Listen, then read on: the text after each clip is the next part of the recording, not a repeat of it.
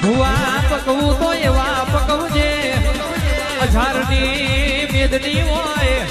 લાખોની મેદની હોય પણ તારા દેવનું આ વેણ બોલવામાં કોઈ દાડો પાછું કોણે ના મેલ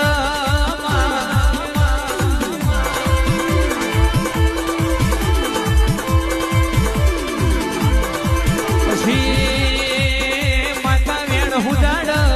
અટકવો કે છે એકચ્યુઅલી આપણા હી બોલાય નહીં ને કોઈ દાડો દેવના મલ ભાઈ